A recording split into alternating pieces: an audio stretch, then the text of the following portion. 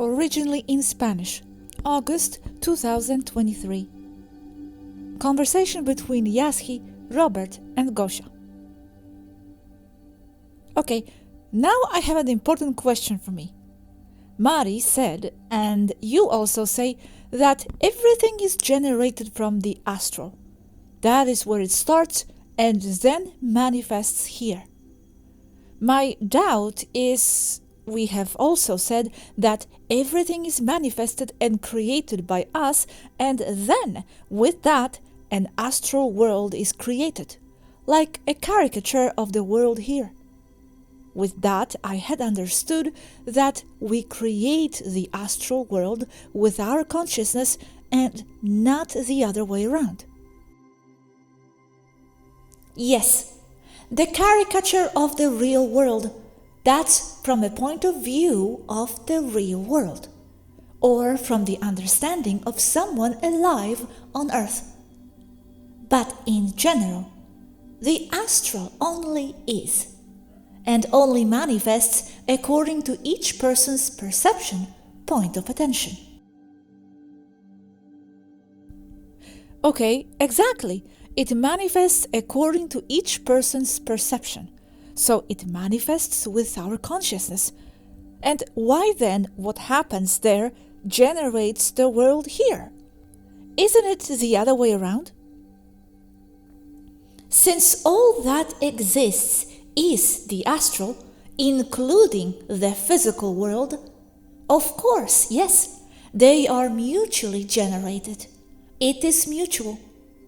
All thoughts and ideas that form the physical, from philosophical ideas to plans for a building, are generated from the astral. What is thought is astral, and that forms the physical world, which is only a reflection of the limitation of the senses of the body. But the astral is particular to each person. Therefore, it is always subjective and impossible to define with precision. Thoughts are generated from the astral. Are you referring to the etheric world? There is no difference between the etheric world and the astral. They are names for the same thing. If someone defines them differently, that is their perception, which is also valid, but only from their point of view. Okay, but if the astral is subjective to each person, then what do you mean by saying that from there global events are generated on Earth? If in my astral world they do not exist, for example. That's why I thought that individual astral worlds where I create, for example, the blue elephants, etc., are a little different from that astral plane where military go to fight, and that is reflected in the world. Because just as it happens in the world of the living, although they are all personal astral realms, they are also physical. And astral or physical people come together when they have more or less the same perception. That is, agreements of perception are generated, and that is when and where complex astral realms are formed. Like the material world, that is also a complex astral world. So how do the military find a frequency in common where they go to the astral and meet, if they are personal worlds and each one will have its own frequency there? Surely the bad astral guy doesn't have the same frequency as the good one. There is no match. How do they find him then to astral project there and fight against him? Because they have the same frequency. Two sides of the same coin form the coin. There can be no murderer without a murdered. And since many go there artificially, it's easier since the immersion pods are programmed with similar frequencies to meet there. It's artificial mostly. They meet because the machine programs them that way. The lower astral is a complex realm that has pre-established frequency ranges as much as the material world, so a machine can be instructed to get there. So it's not so individual anymore, is it? There are elements in common and things that will be found there for everybody equally. If I generate a blue elephant in the astral and a soldier goes there, he will not see it, right? Then why are some things there common for everyone and others individual? And what are the things in common for everyone?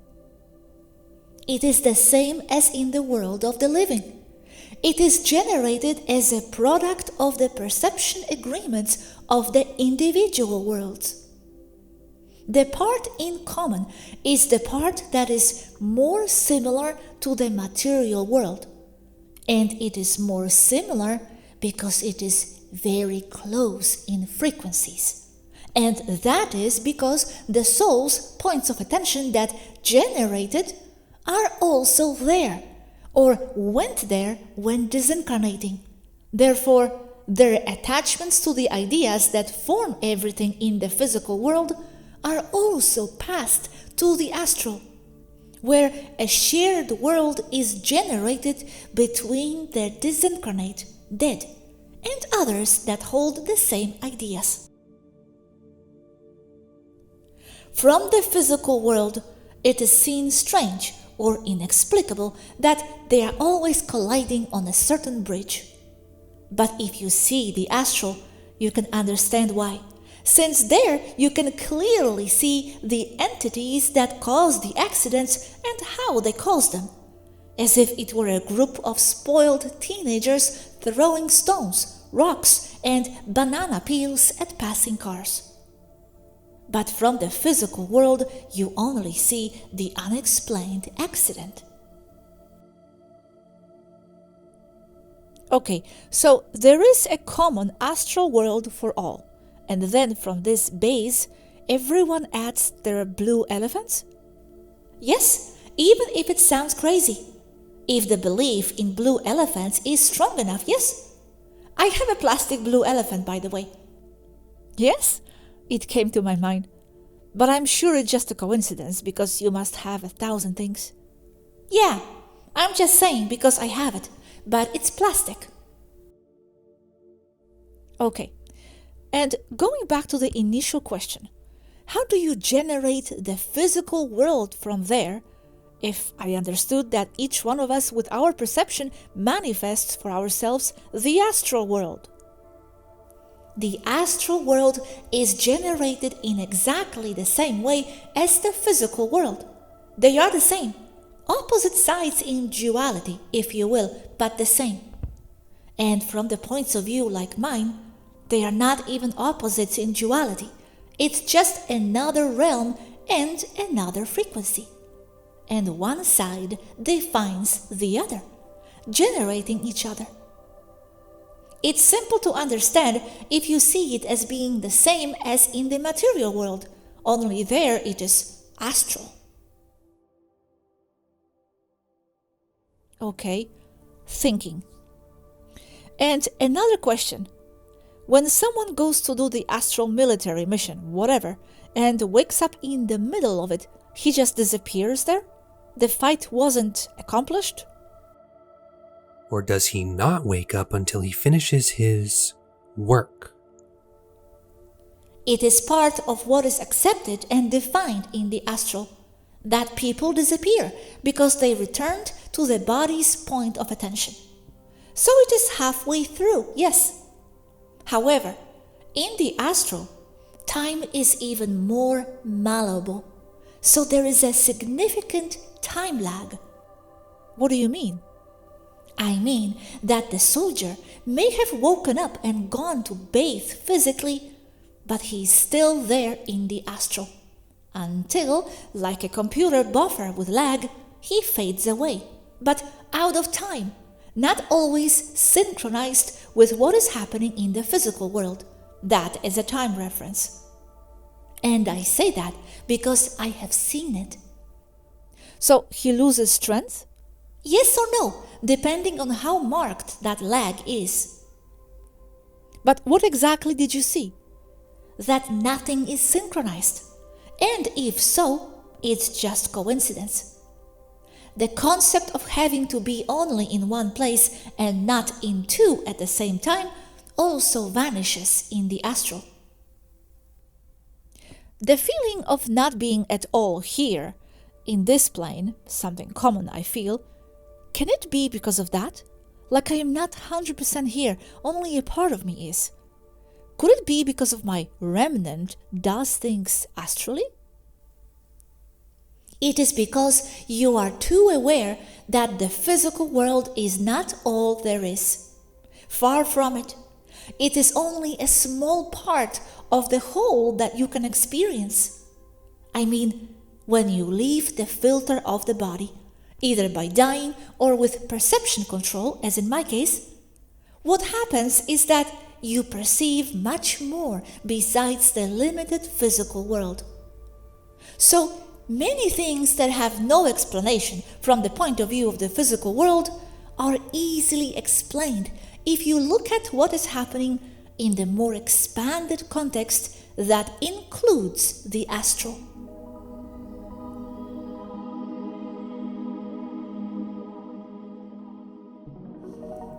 Okay, now I have a curious but important question. Do animals also astral travel when they sleep? Do they astral project? Do they come out of their bodies? Have you encountered animals in your astral travels? Yes, of course, they are people, but they only live what corresponds to them and to the limits of their perception. But it is not that they leave their bodies, they simply have their attention elsewhere, since the astral is everywhere. And no one travels anywhere or only from the point of view of the rules and laws of the world of the living. Have you found them there? It's just natural, of course I have. I have found pets there in life and those who are no longer alive as well. Everyone does it. They just consider it as dreams. Wow. What kind of pets? Terrestrial or yours? All of them. Pets also have attachments, like humans? In their own way, of course they do, since they are just more people. What makes animals not to incarnate on Earth but elsewhere? Letting go of their ideas. And how do they do it not having access to intellectual knowledge, not like us? How do they learn about other existential options? An animal is just another person, but in the context of its species, with its ideas and the aspirations of its species. But what makes them expand? Their desire to survive, to know more, like any other soul.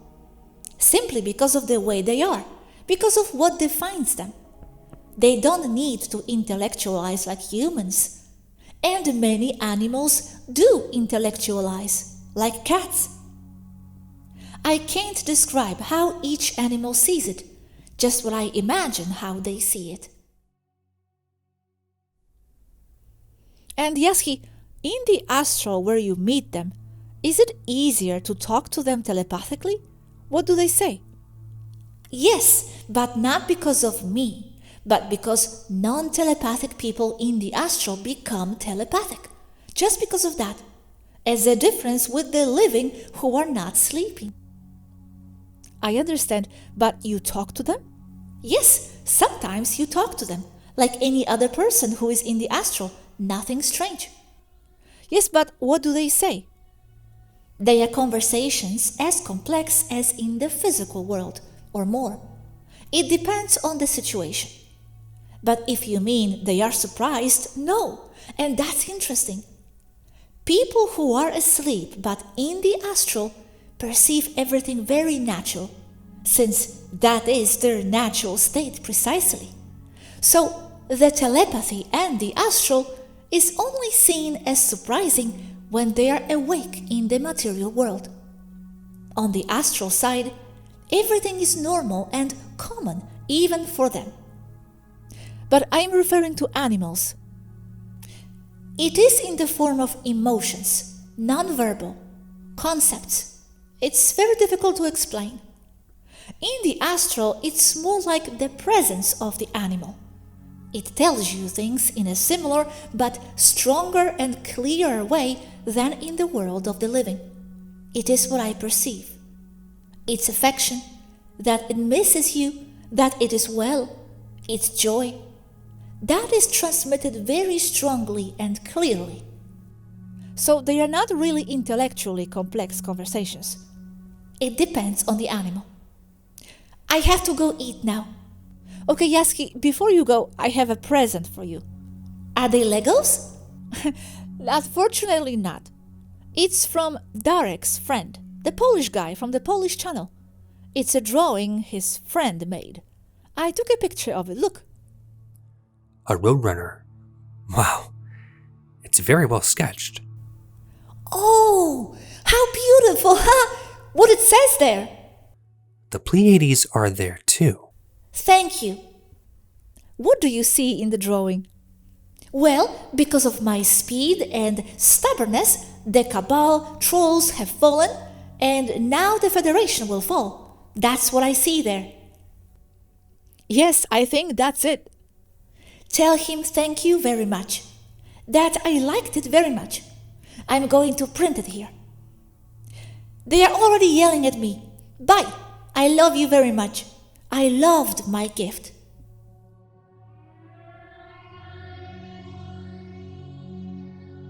A couple of questions from the followers about the astral. Question from a follower. I was always intrigued to know what I was dreaming and always wonder if that is the astral or memories from other lives or parallel experiences or timeline. You dream what you have in your day more in your mind. You go to the astral and manifest it all there because it's fast, nothing weird. But are they also fragments of another timeline? It all comes together in the astral, like a blender. Okay, I have another one. What is the difference between the lower astral in 3D and the lower astral 5D? One would be 4D matching the reptilian consciousnesses, and the other 6D not matching? No difference. It only refers to the place point of view, because in itself, all definitions are arbitrary and do not reflect what is experienced empirically as the astral. But in the so-called 6D, Taygeta's astral, the reptiles wouldn't be a match to that, right? I think that is what the question refers to. That classification would be valid only from the context of Taygeta, and it would be a subjective astral coming from that collective unconscious that generates it. Even so, it is an arbitrary classification. I understand. To make an astral travel, what do I need besides predisposition? Is there a procedure? It is something very personal. Each person should do it as it serves him or her best. It is basically deep state meditation. What you can do is practice in deep meditation walking around your apartment or the room you are in. Use your imagination in doing it. Don't try to detach from the body like that without practice, because it will only frustrate you. But enjoy walking around your floor, room, or your streets, the forest, whatever you do in solid life. Do it with memory. It works. It's just practice. Suddenly, you will realize It's no longer imagination, because you get the sharp images of the places. It just takes practice. Then you don't even need meditation. Like me, who can do it in seconds wherever I am, sitting at the table, etc.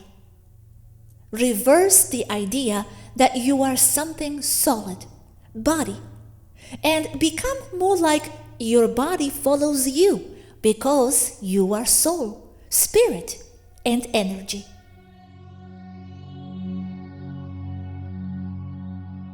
Another day, originally in English, September 2023. Mari said, and you too, that a lot is going on in the astral. And what goes on there reflects in the physical. The question is, what goes on there now in the astral? What's happening there now to be reflected in the physical globally? This is what's going on. There are factions in the astral, organized beings there, of all kinds. Some were human, some never were. They fight one another, and that reflects onto the humans. As some want to protect the humans, others want to protect the humans from others so they can exploit them and not the others. And vice versa. Everything that goes on there will reflect on the real world as something more ordinary, and with a logical excuse, when in the astral, it's all set up to cause suffering in the people, as factions fight for control over the real world from there. It's extremely complicated and functioning on multiple levels. Even I cannot know the whole bigger picture of the Earth's astral, but I don't need to. It's all that and variations of that.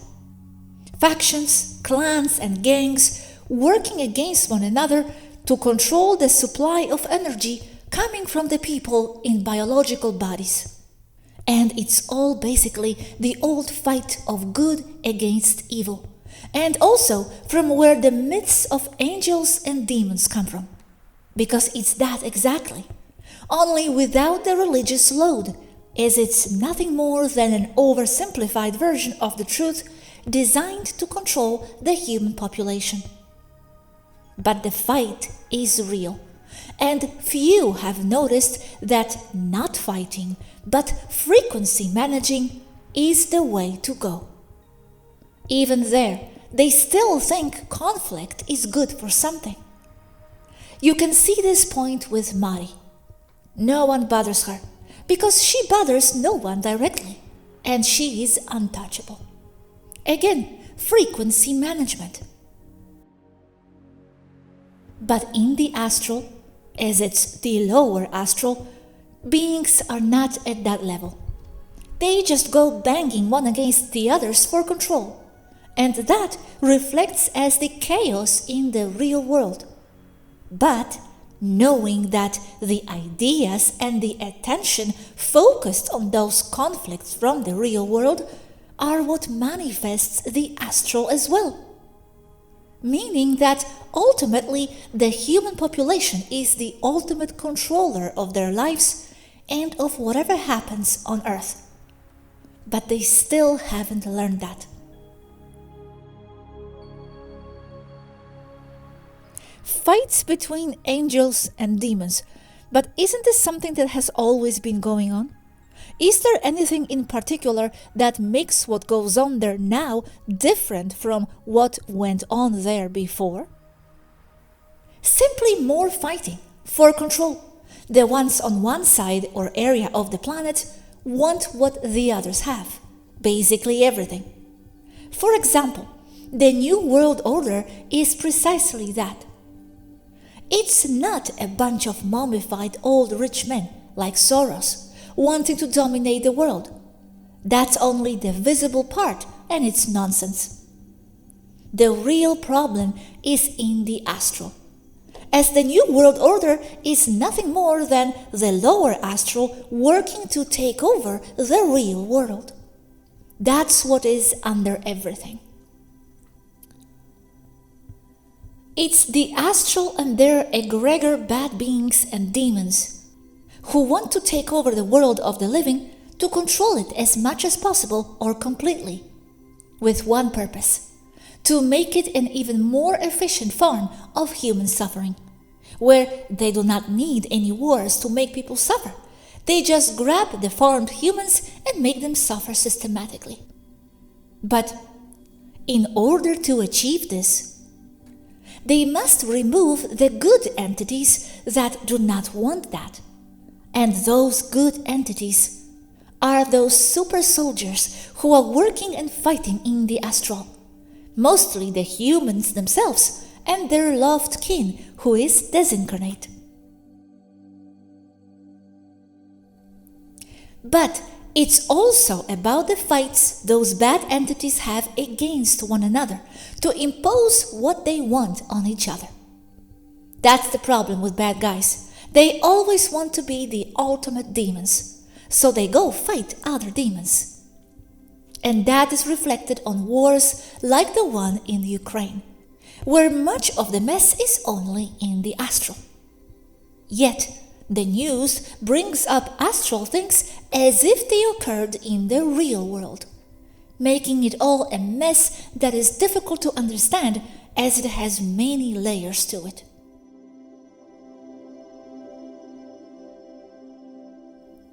Wow, okay. Now, you said no one bothers Mari because she bothers no one directly, so she is untouchable. But, as someone might point out, you are all bothering the Federation, exposing their ways and lies, and for years. How does it relate to frequency management being the way, without bothering anyone? Aren't you entering into the conflict now too? I mean bothering other people there on Earth. But the Cabal and the Federation are bothered, yes. So, when you bother the Cabal and Federation, us all, aren't we prolonging the conflict? It's waking people up, because those are the only ones who truly control what goes on Earth. Yes, I know. I just wanted to get your answer. Thanks. I have another question about what Mari said in one of her videos about the astral entities. She said that entities feed off feelings of anxiety, etc. And that's why they feed off people in churches. But people who go to churches usually go there to experience peace, love, unity with higher realm. That's what they feel there, those that do, like my mom. So they go there to soothe their anxieties. How can the entity feed off it then? It all depends on who is each person. Yet, people are usually in such a low state of mind and vibration that even a church is an elevating place for them. But they are a pit of low vibration for other people. Some of the high vibration people can filter away the bad things, the bad vibe, and remain there only enjoying the art. If you can call a dying man on the cross bleeding and suffering art. It all depends on the point of view and what each person is filtering with their awareness and mind. Yes, but also many evangelical churches or Baptists are full of happy people clapping and singing. Demons wouldn't like that, right? That's higher frequency. They feed from that as well, because it's channeled to them. It elevates them. Besides, they need people to be in high vibration sometimes, so when they suffer, it's stronger. The greater the happiness, the greater the suffering. It's like tending the chickens with good food and shelter before roasting them.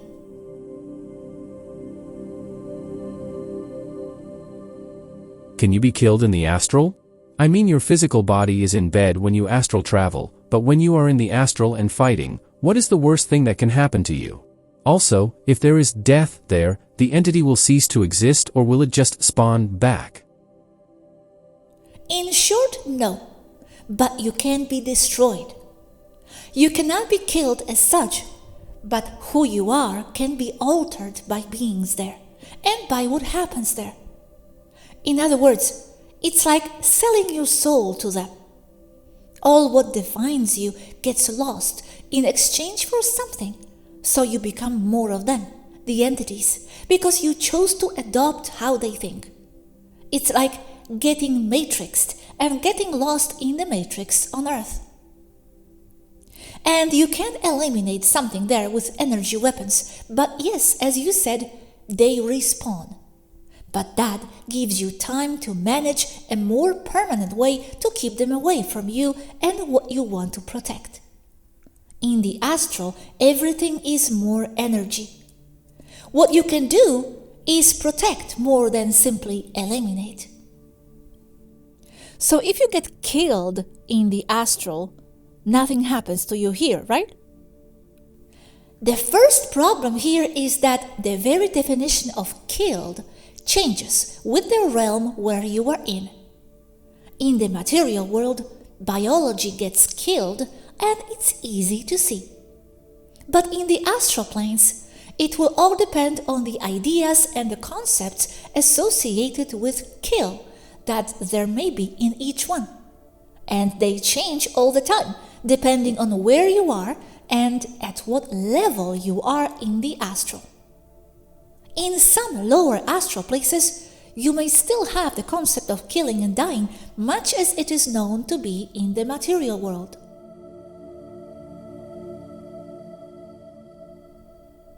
Are demons killable in the astral? Yes, but then again, it all depends on how. For example, in the astral, as well as anywhere else, but it's more accentuated there, a group of ideas and attachments to them are what creates a person. Someone which is not someone else. When you break that, then you kill the astral being, demon or whatever. In other words, a person is defined by the group of ideas that define it. When you break them, then that person no longer is, and therefore is killed.